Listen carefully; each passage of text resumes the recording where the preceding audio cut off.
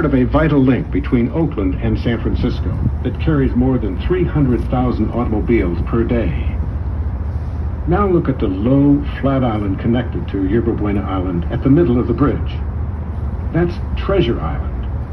It's an artificial island that was built as a site for the 1939 Golden Gate International Exposition World's Fair. Back in 1850, long before the Bay Bridge was built, it was said that there were so many ships anchored in the bay that you could walk from San Francisco to the East Bay without getting your feet wet. Many of those ships were abandoned, eventually being burned, sunk, filled over, and used as landfill in downtown San Francisco.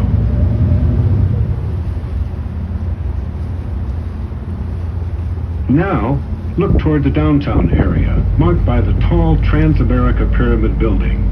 It's the pointy one in the cluster of tall buildings. Even today, when they're doing construction in downtown San Francisco, you'll run into portions of these gold rush ships. One was discovered right next to the Transamerica Pyramid a few years back. Then out of its hold came cases of champagne and jewelry, all left since the ship burned in 1853.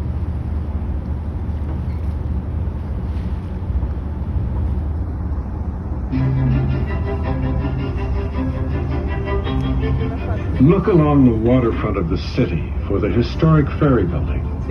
Do you see the 245-foot tall clock tower? That tower was modeled after a 12th century bell tower on the Seville Cathedral in Spain.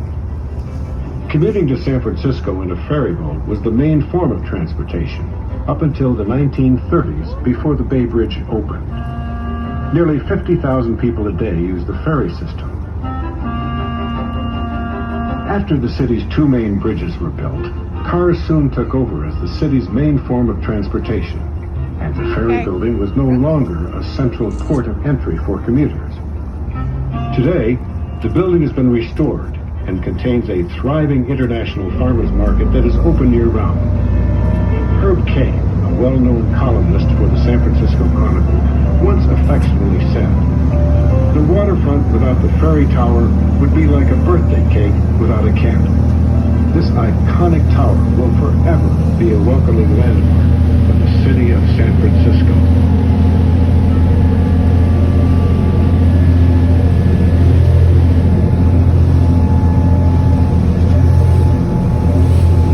As we cruise past the heart of the city on our way back to Fisherman's Wharf, look up at Telegraph Hill.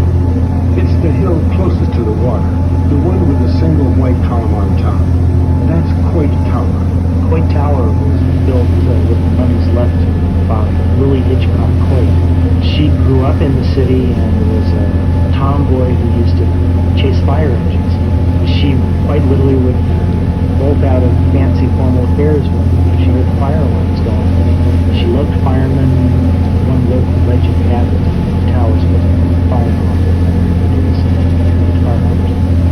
Coit Tower is a famous San Francisco landmark. More than that, it